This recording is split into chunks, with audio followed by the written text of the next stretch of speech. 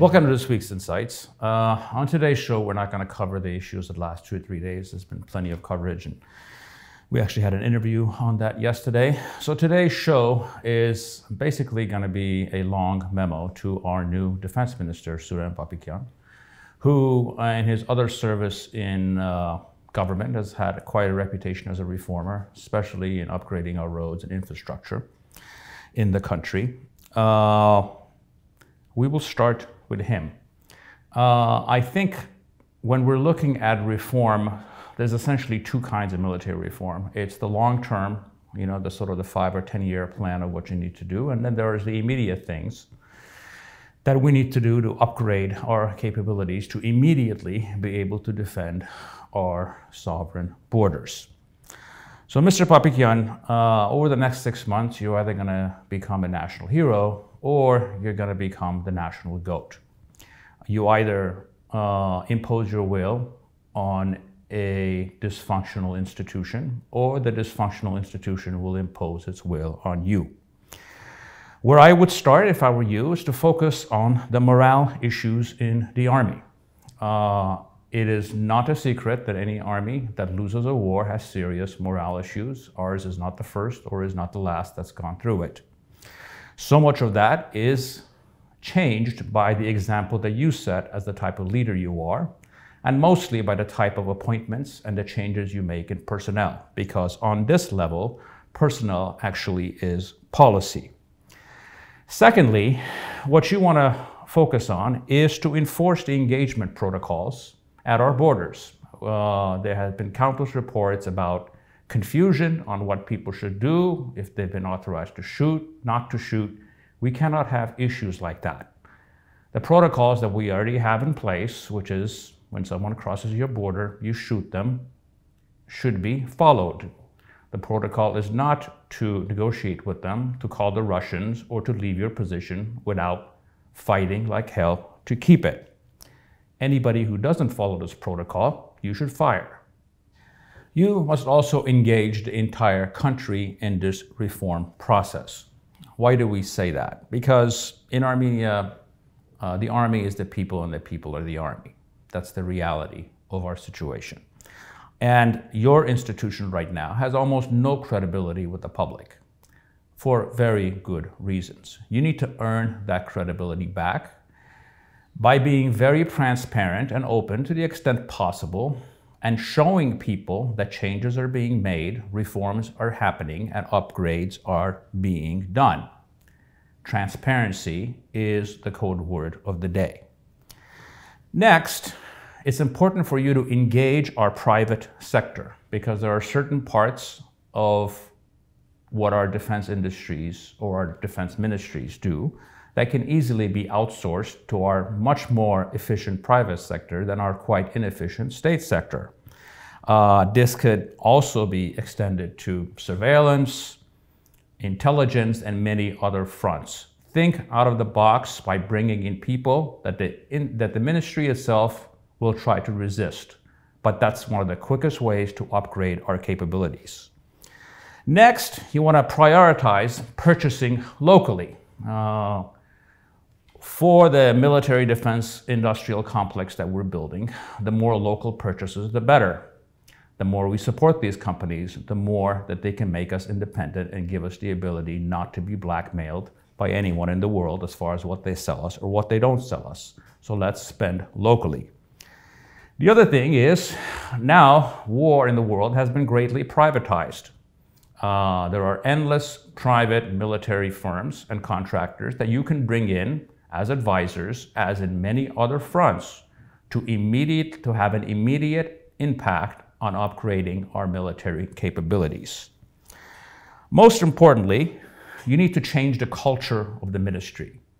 For too long, probably for the last 20, 25 years, the military has been a reverse meritocracy, where you got promoted by who you knew, how you didn't ask questions, how corrupt you were in some cases, and those who asked questions who were not corrupt were kept in lower positions. You need to reverse that moral order. Most importantly, you need to reward those with initiative and those who are willing to fight. And lastly, get rid of all the sycophants and anyone who is a mediocrity. That is not something we can afford at this point. You must bring complete transparency, with very rare exceptions, to the procurement processes in the Army. Procurement being how we buy weapons and how we spend money in all fronts on our defense sector. As we know, there are countless corruption cases from the past many years. That is not something we can afford, and the way to fight that is to have as much transparency in this process and have as many people involved in this process to keep it as honest as possible. Next is to upgrade our mobilization systems. Our mobilization systems for volunteers and reservists was a complete failure during the last war. In fact, it was a giant mess. If need be, we need to outsource organizing of this. It should be done. But given the nature of the kind of defense system, or if we're going to build a garrison state, the reserve system is vitally important. We need to have systems that work, that people who want to engage and fight can go fight, and whoever we need to call, we can call and organize on a moment's notice. Next, do not let lack of money be an excuse. Truth is, there is no amount of money that we cannot spend if it means to defend the country, because the first mandate of any state is to defend the country, the borders of the country, and its existence. So money should not be an object. If we need to go borrow $2 billion in order to do so, we should do so at this time if it means we'll be able to defend the country, especially at a time of historically low interest rates around the world. There are countless examples of what I just cited. Greece, a very heavily indebted country, whose debt to GDP ratio is 211%, which means essentially they have debts that's more than twice the entire size of their economy, has gone on a spending spree to upgrade its military, especially naval services, given the continued threats coming from the Erdogan regime. Our debt to GDP ratio is only 62%. Obviously, this is not something that you would normally do in regular times, but these are not normal times. So money should not be an object in the process of defending our country. Lastly, if these monies are spent locally, it also has the effect of what we call military Keynesianism, i.e. you upgrade your systems while you're upgrading your industries, especially your defense industries locally.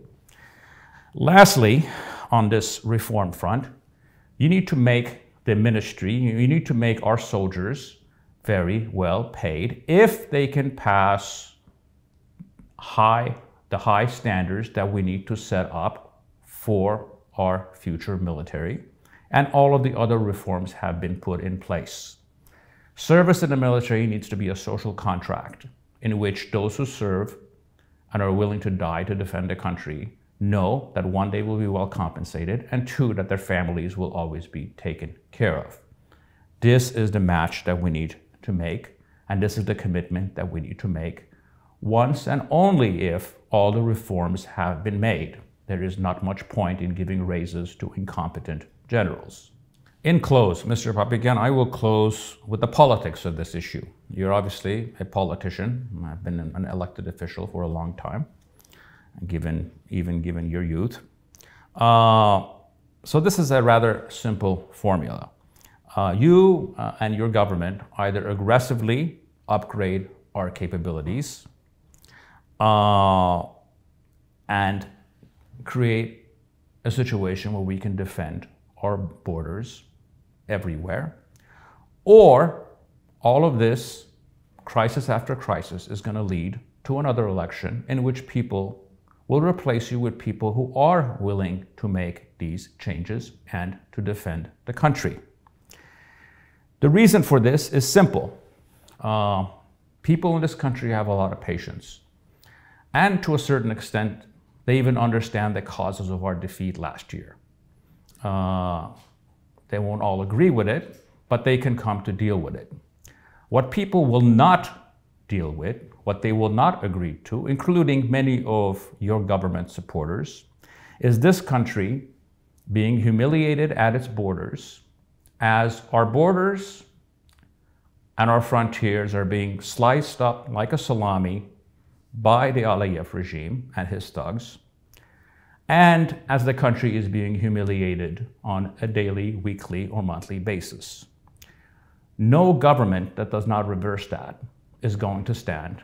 And in fact, no government that doesn't reverse that deserves to stand. Thank you for joining me in this week's edition of Insights.